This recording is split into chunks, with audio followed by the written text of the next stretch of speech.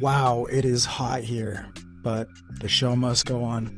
Today is a really cool episode. I caught up with Devin Ashby and we talked about the world of YouTube and just products and brands, marketing, all that in general. And I think it's really interesting because in any industry, and especially the outdoors, you have the brands, you have the producers, then you have the consumers, the people using all the gear, going out and using it. But then there's this kind of forgotten middle ground of the content creators, the PR companies, the people who connect the consumers to the producers.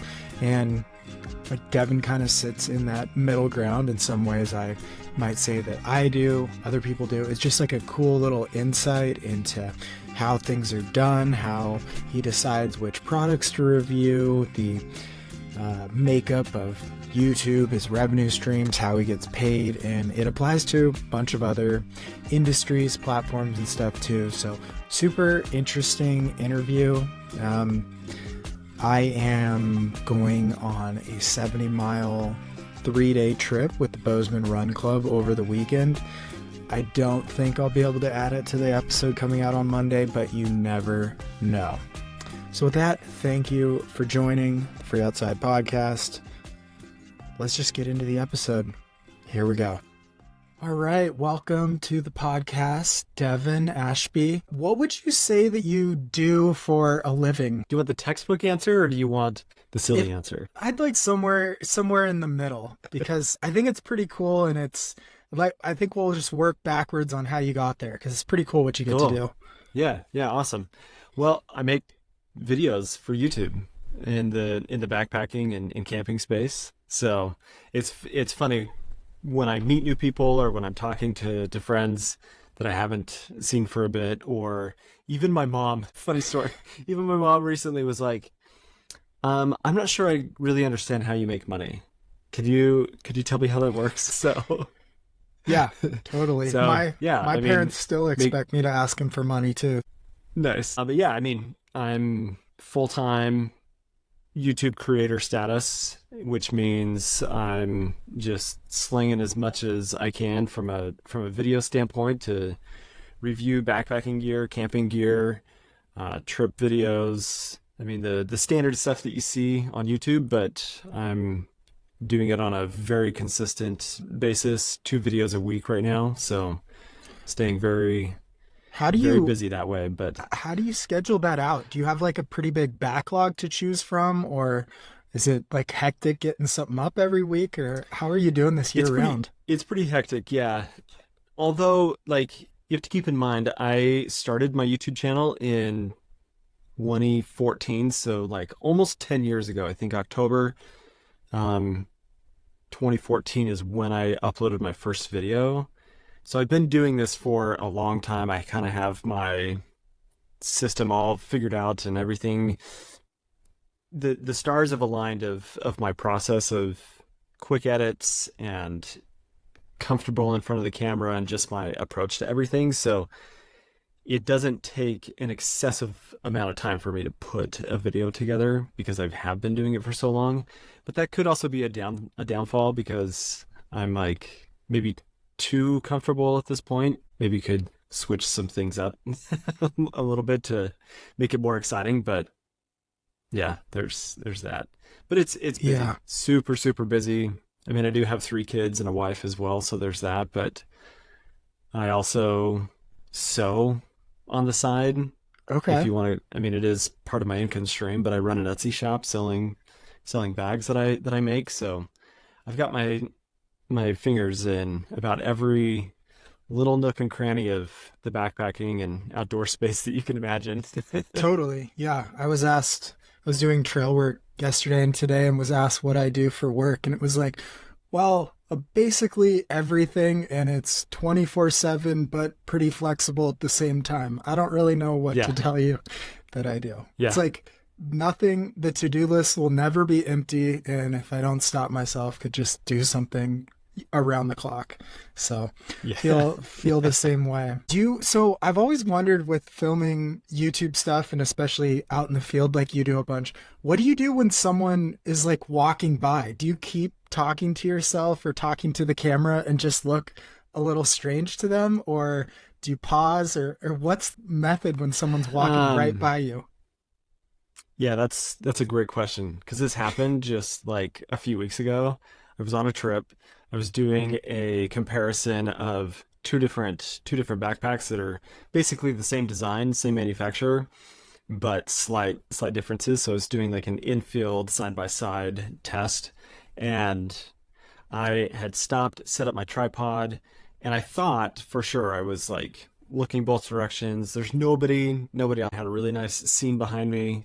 And then I hear just like this trotting of footsteps coming towards me. And I'm in the middle of a sentence and I'm looking at the lens and I'm like, keep it together. I can't, like, I got to finish my thought. And then all of a sudden this trail runner, this girl's just like right up on me. And she goes, sorry, I think I got in your shot. You might want to refilm it. So I certainly did, because you can see her like coming from all the way at the back of the frame, all the way up to me through that like 45 seconds of me talking.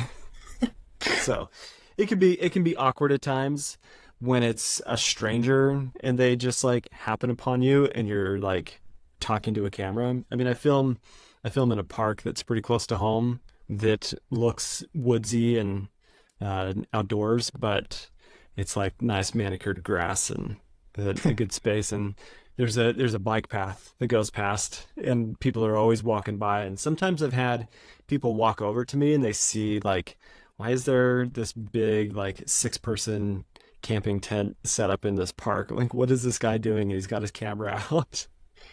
So yeah, that's next level. Yeah, I've had people approach me and be like, what are you doing? What's going on here? And then you have to tell them that you're a YouTuber, and then they just cringe. Yeah, and they're like, wait, what? You're filming YouTube on a Wednesday morning? Shouldn't you be at work?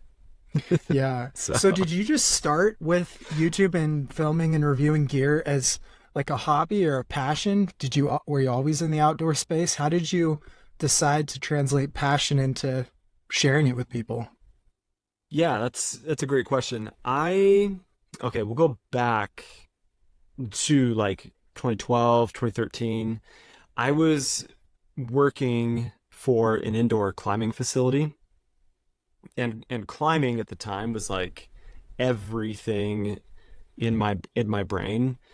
And I was also in college at the same time studying outdoor recreation management. So like everything in my life at the time was like outdoor focused. It's what I'm studying in school. It's what I'm doing for work. And I found myself, because prior to being in the outdoor recreation management program, I was in digital media and was a photography major. So I was studying photography, and I had been doing photography work like freelance for like 6-7 years at the time. And I found that once I stopped doing freelance photography, that I needed some kind of like creative outlet. And so even though climbing was amazing, my schooling was incredible as well, I still needed something that was like that, the artsy side of my brain. Mm-hmm. Not that I'm a great artist or anything, but I needed that outlet. And so I was looking at, okay, I'm going to start a blog. That'll date me a little bit, my blog spot. Yeah, I had one in 2011. Yeah, same thing. Yeah. I think it's still up there if anyone can find it. Nice. I don't know if Blogspot is still relevant or what. I don't think it is, but no. I started with that, and then I thought, well, why don't I film simple videos and post them to YouTube, because then I can embed the YouTube video into the blog, and it'll be like a companion to whatever I write. And little did I know, it just took off from there, and I was like, I'm done writing. I'm just going to make videos. And so it very much, for those first few years, was very hobby centric. Mm-hmm. And then I realized I could do something pretty cool with this, like maybe get some fun gear that I maybe don't have to pay for, because I had several friends working, because I worked in the outdoor industry. I had a lot of friends who also worked in the outdoor industry for like Black Diamond and Goal Zero and Petzl. And so I just reached out. I was like, hey, can I like get a headlamp and share it on my YouTube channel? Can I get a tent or some like power stuff from Goal Zero? And those were some of the first, I guess, like brand deals. They weren't paid, but it was just like free gear that in turn I made a video for it. And that kind of like sparked this whole thing of, this is really interesting. I can get access to gear, I can spend time with it, and then I can make a video about it. And there's like, I get to try cool stuff that maybe I wouldn't have been able to try previously.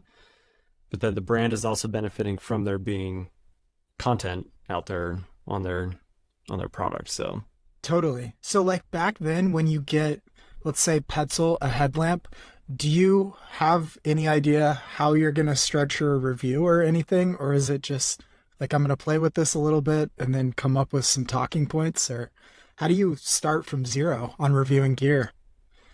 yeah, I think I was coming from the mindset of like, in a way, I'm an outdoor professional in the space. Mm-hmm. Had been working in the industry, but then also like so many years of time spent in the field. Like I had a pretty beyond basic understanding of how gear functions and development and stuff of it. So I was pretty raw with how I approached gear reviews, but Yeah. it always stemmed from, I need to spend time with it in the field before I can actually talk about it. And so like unboxing style videos have never been my approach to how I work with gear, because it's not authentic. It doesn't provide any beneficial information to the viewer. If I'm like, hey, I want to learn about this tent, and it's just a list of the same information I can go read on the website, but it's somebody talking about it, that's not as helpful as like, hey, I spent a week with this tent in these conditions. This is what happened. Here's my experience, et cetera, et cetera. And that makes such a difference in the value that comes out of that product. So Totally. that's always been my approach. But I never like, sat down one day and was like, this is how I'm going to structure every single review. It was just based on the idea of, there needs to be some experience backing me talking about this. Yeah, that's way better. I've written for a couple publications, we'll keep unnamed, that it is so regimented that it feels super forced and like, well, some of these factors, they're completely average and there's no paragraph to write here, but I guess I'll spout out what's online. How do you balance when you work with a brand or get something from a brand and it's going to be leaning towards negative or a negative review of the product? Do you keep it authentic with viewers and the brand just is okay with it? Or how do you balance that with relationships? Yeah, I love that question.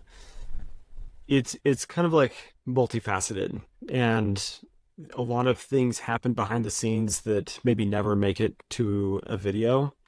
Sometimes I would say there's a couple dozen products over the years that I've tested that I've either purchased myself or have been given to me from the brand that were just awful. Something failed right out the gate. Like for example, I had a hammock sent to me, and my first time out with the hammock, I was dropped to the ground. Oh, wow. It was not good. So like my thinking goes, because I'm filming it and I have that on film of me like setting it up, sitting in it, and 10 seconds later just right onto my tailbone, and then the pain that came from that afterward and catching my breath. But I could have approached it like one of two ways. I can either just say, screw it, I'm gonna like blast the company and show my audience that this failed and like you shouldn't use this.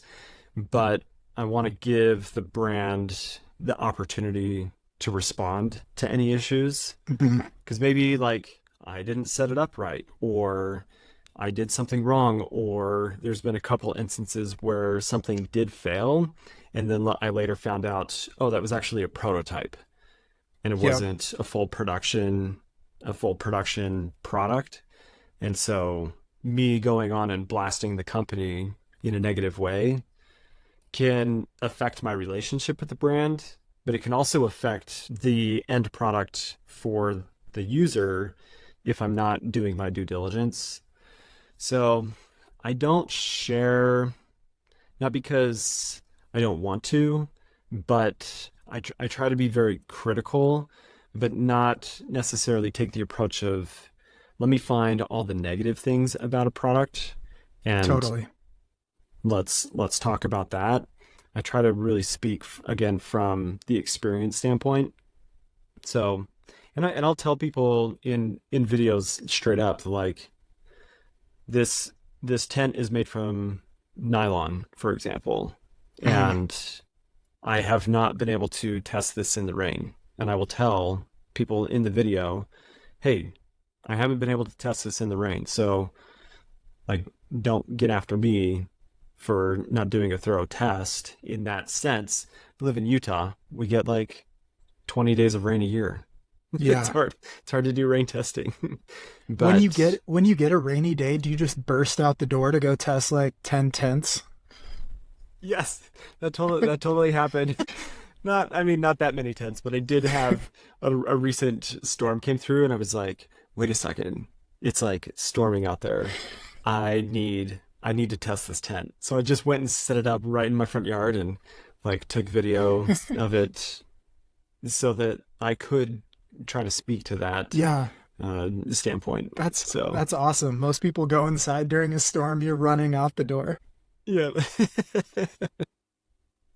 But I don't know. Did that answer the question? Yeah, totally. Yeah, I think it's really, I mean, that's the key, especially with how companies work in the outdoor space. If people don't know too, they start like cottage level and maybe one marquee product, but as they branch out, and especially if it's a prototype, and I've tested a lot of prototypes, and the goal for me is to take them to failure. So if I reviewed them on that, that would be pretty poor. But yeah, if they have one marquee product and they're coming out with another one, burying the new product could kill a whole company when, you know, the goal is testing, reviewing, that kind of thing. And just with how small these companies are, I think there's a lot of them are in garages and just coming out with new stuff that, I don't know, it's probably the first iteration and it improves over time. Even like the Durston tents is a good example of how far. That's like the number one tent on the AT now. Yeah. I'll say this too. I think it's important because I do feel like there's a strange stigma with YouTube where people feel like, well, if you only say something nice about it, then you're being paid under the table. You're like following specific guidelines that a brand has given you. Like, if you don't say something negative about a product, then like people ultimately assume, oh, he's just being paid to talk about this, which is very, very like not true. If a YouTube creator is following proper guidelines and rules with the FTC and everything, you are supposed to declare when something is given to you for free. But also, if you are being paid and you don't disclose that, that's actually illegal. So any under the table payment and stuff, I want to believe that the vast majority of people have more integrity than to just lie to everybody. And I just don't think that's actually happening. But the other aspect is there's so many good products out there that it's very rare that I have a very negative experience with a product. There's situations where, okay, maybe this isn't as well designed as I would like, or it doesn't have the feature sets that would make it go from like a B plus to a solid A of a product. But I think it is important to understand that design of outdoor gear is so advanced at this point that there's really not that many products out there that like right out the gate are just junk and not good. Yeah. Like most of the gear is going to do the job. It's high quality and it's going to. Where are you getting most products? I think mostly like informational for just blossoming YouTubers out there, but are you reaching out directly to brands at this point? PR companies buying some of it, combination? How did you, and then I guess earlier on too, how did you get so involved on the product side? Yeah.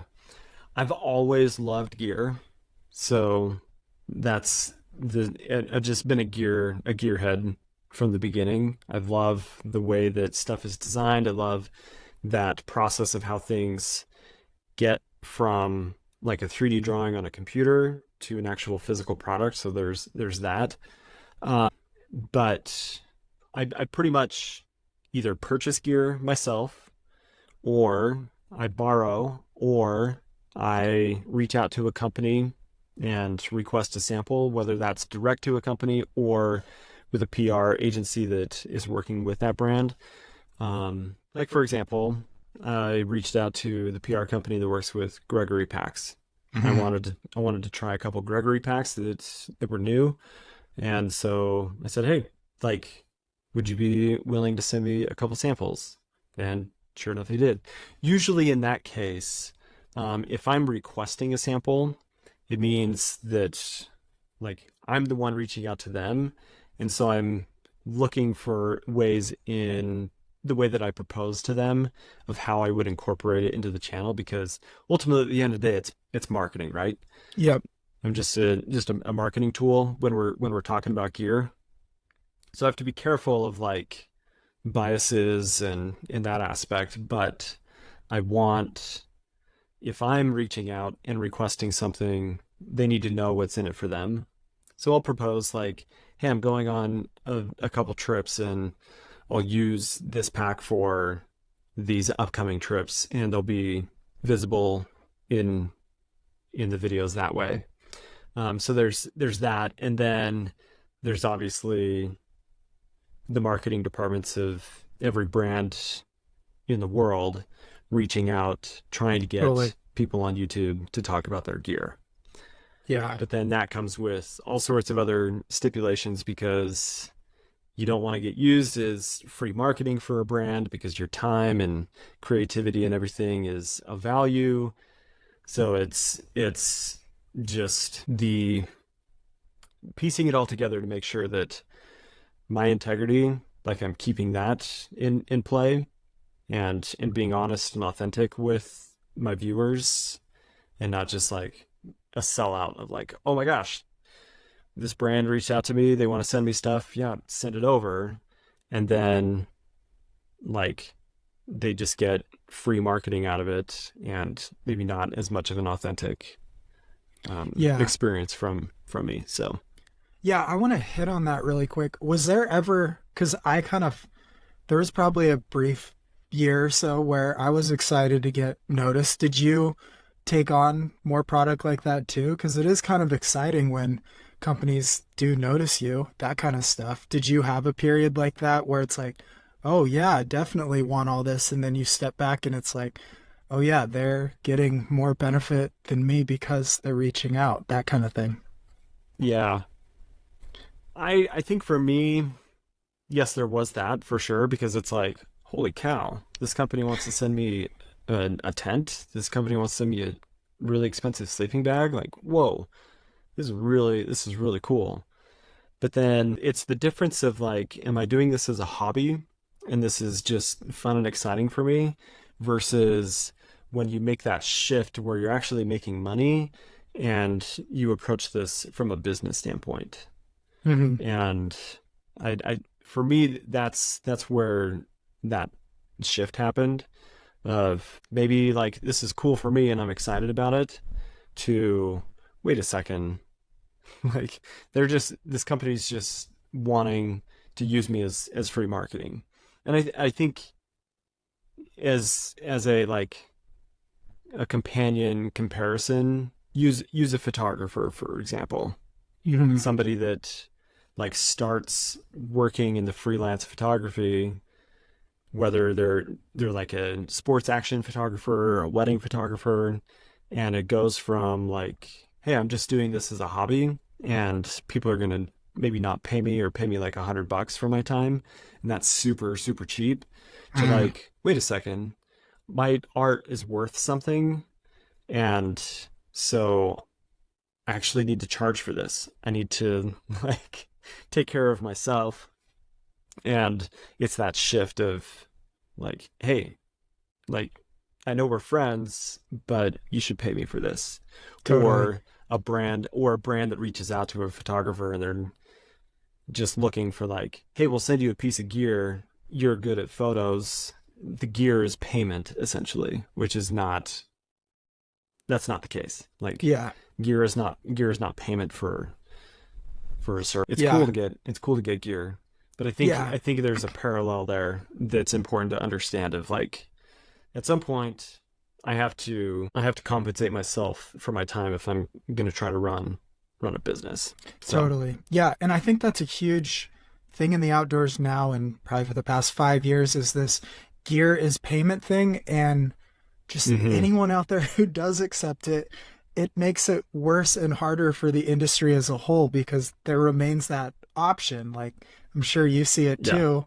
And I get that it's exciting, but like the number of, especially shoe companies, are so just known for this. Like, you get this number of free shoes and you just rep it everywhere. And it's like, well, yeah, that doesn't pay money. yeah, yeah. Devalues it for everybody else. Yep.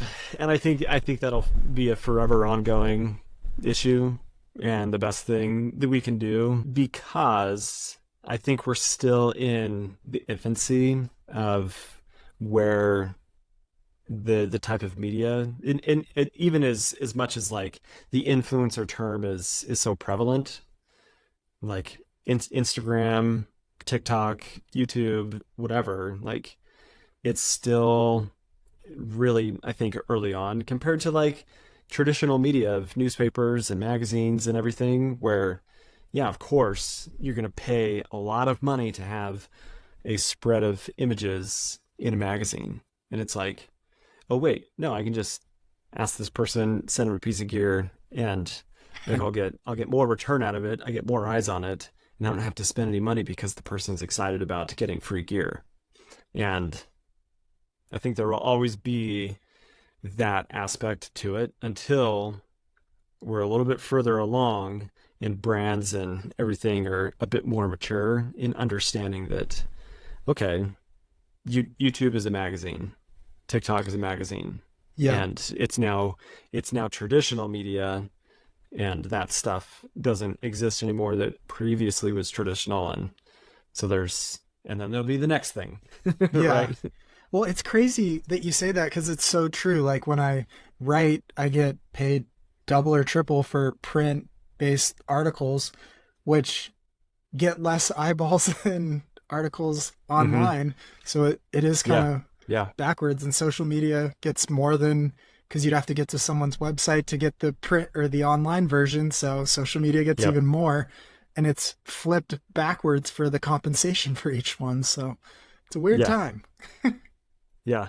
Yeah, and I think part of the frustrating thing with YouTube is compensation is so focused on the number of views that Hmm. that it's going to get, and it's hard to establish essentially like a base price for my time.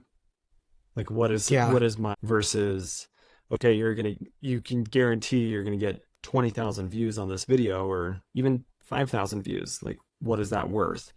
Well, CPM decides what that's worth, but is that based off of views only, or is there views plus my time and the value of me as a human and what I'm putting into Yeah.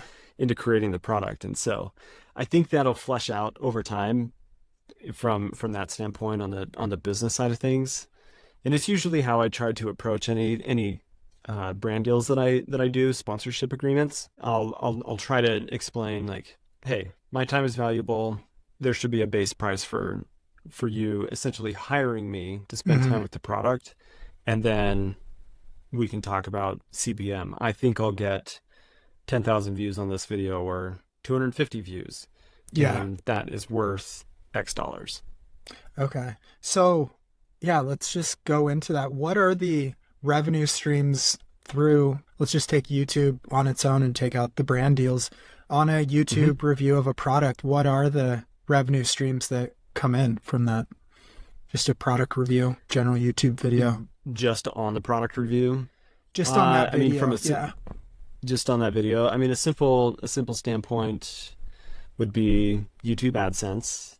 So whatever ads play on the video, whatever that CPM ends up being, you'll get a payout based off of the number of views that the video actually gets, and that'll be ongoing.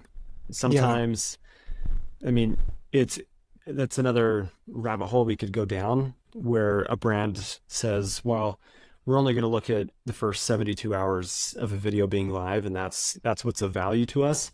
Wow. But then, like, I've had some brands where I've gone back to them because they want to do another video with me, and I'm like, look, this video over a 6-month period started out slow, and then it took off and went from like 6,000 views to 40,000 views. There's a value in that, right? So where do I get paid in that? Yeah, I get paid on that back end from the AdSense, but there's also value to the brand that all of a sudden that product is now being searched on YouTube. It's getting a lot of attention. A lot of eyes are seeing it. That's different than the 72-hour period before, right? Yeah. So that's a interesting part of the revenue side of things. And then second would be affiliate sales. So if there's an opportunity for you to have an affiliate link that people came to your video, clicked on the link, you were basically getting that finder's fee for sending people to the brand's website, and then the conversion for them purchasing that product. So those are going to be the two main ways that I post a product review that I'll get paid from it. And then a sponsorship as well, a brand deal would be. How do you third you balance brand deals, or I guess we could just call them sponsorships since it's more understandable, with reviewing products? Like, let's take Peak Refuel. How do you balance that with, do you not review other meals companies, or how does that work into it? I think that muddied a little bit between the line of like being sponsored versus an ambassador. Totally. Yeah. So from a YouTube standpoint, I look at it as a sponsorship, as the brand is paying me as the creator talk about their brand, talk about the product. They're using me as the marketing tool to talk about it. So it could be everything across the board in that case. Like, I did a sponsored video that included a new power station, like a portable solar power station recently. And part of that agreement was to not talk about any other brands in that. So kind of like an exclusivity. But other brands don't really care. It's pretty contingent on every single brand is different in how they approach working together. Sometimes it's a 30 to 90 second integration and just an ad read within a video. And that's separate from the product. But I guess going back to your question a little bit, so if a company says, hey, we want a dedicated video of X product and we'll pay you this much money to make the video, I will tell them that this is not a review. Like, I can't review something and be paid at the same time. but I will happily talk about the product, and I will explain to my audience that this video is sponsored by this. I'm going to talk about the product and my experience with it, but I'm not going to recommend to you whether or not you should buy it. And so I honestly try to not do anything that would be like a full-on dedicated video of a product, because then there's just too many biases. Like, and people kind of get frustrated with that when they're like, well, this is just a commercial. And that's a whole that's a whole other discussion that is kind of interesting. People get so bent out of shape about, I can't believe you're just talking about this product. And it's like, man, athletes in the professional world, like, they're paid millions of dollars to talk about products, and maybe you only know Nike golf balls because of Tiger Woods. Like, that's definitely the only reason they know Nike golf balls. Give me a break. I'm putting food on the table for my kids here. Like, don't get so. All right, let's bent out of shape about it. Lighten it a little bit. What do you do with all the products that you have reviewed in the past? Like, you can't possibly have like 10 storage lockers, right? Like, what do you do with all the past products? Sometimes they go back to the brand. There's occasions where there's a limited number of samples, I have time with it, and then the brand requests to have it sent back. So there's that. Most of the stuff I get to keep. It's just part of, now it's a used product. It doesn't do us any good to like have a used product come back to us that we can't resell. Some of the stuff I give away and just gift to people. And then sometimes I will also sell things. But I'm very careful about what I do choose to sell. Usually it's, if I purchase it myself, then sure, I'm happy to sell it. After a certain amount of time that I've had with a product and the brand is okay with it, then I'll sell it as well at a pretty like steeply discounted price, so that people are getting a good piece of gear for a really, really good price. Yeah. That I am just not going to make enough use out of. And I've used that argument quite often to like, hey, I have like 20 tents sitting on my shelf. This model is now discontinued. It's not available anymore. I'm going to sell it at a really low price because it doesn't do me any good to have something to review and compare against other things if it's not relevant in the market anymore.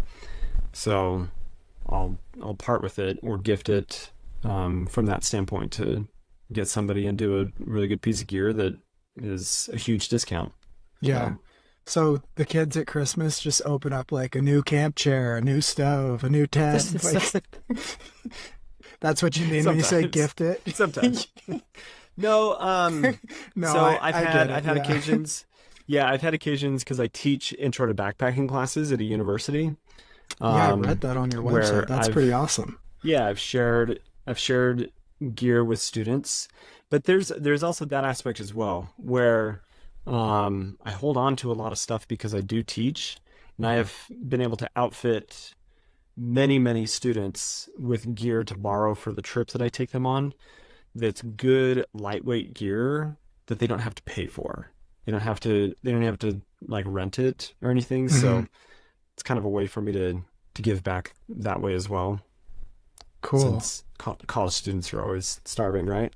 Yeah. I mean, yeah, definitely was myself. All right, let's kind of go down that avenue as we move towards the end. How do you teach someone to backpack? How do you start someone out in intro to backpacking?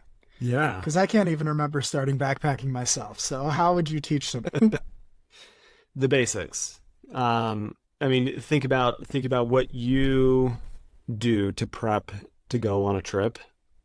And I approach it from two angles. One is the trip planning.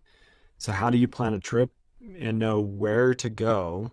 And then all of the logistics of permits and rules and regulations and how to map the route, tools to map the route, how to just put all of that information together so that you have this whole trip plan that allows you to be in the field and execute with success instead of just going in blind. Like, never been backpacking before. I don't know where to go. Okay, then let's start with Google and say backpacking in Montana, backpacking in Utah, and then start narrowing down what you want, and then figuring out all the ins and outs of trip planning from that standpoint.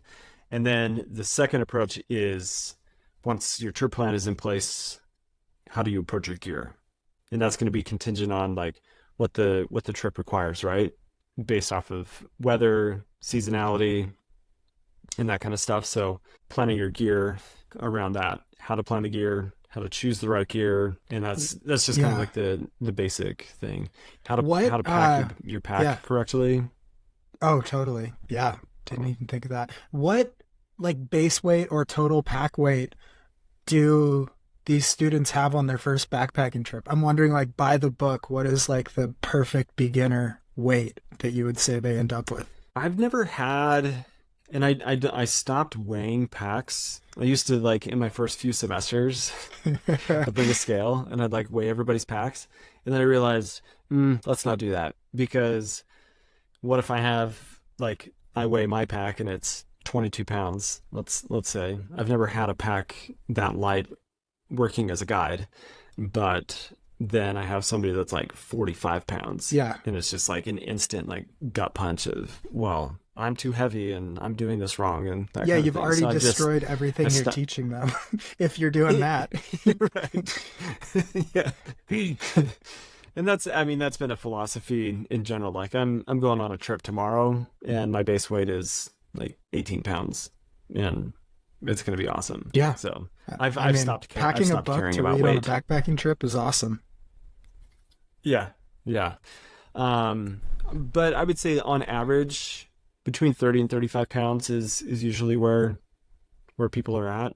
I've not ever had anybody over 45 pounds. That's pretty good. I started with 55. Yeah. Yeah. And I think that's the difference of like, I'm just kind of figuring this out on my own versus having an instructor that's saying, leave these things at home. Like, don't bring XYZ because you don't need it.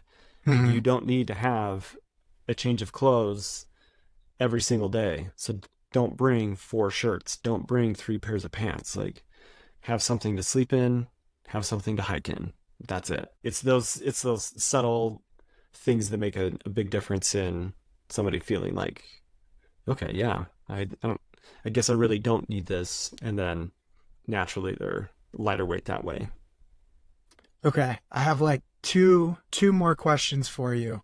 They're kind of combo questions. So what are so I guess we'll start with, what are a couple cool new products, and then also a couple cool places to go backpacking in Utah, since it's my favorite state to backpack in. Awesome. I'll start with the second question first. My passion is the Escalante and Capitol Reef area of Utah, just that entire region. It's a passion project of mine, which I won't go into detail here. The desert is my happy place, and there's so many cool things to see. The variety of terrain is phenomenal. Like, Escalante it's incredible. If you've not been, make it a point to go spend some time in Escalante. And Capitol Reef is my Capitol Reef is my favorite park in Utah. I won't say it's my favorite national park ever, but it's my favorite Utah park. It's an incredible place. But then some really cool gear. Let's see here.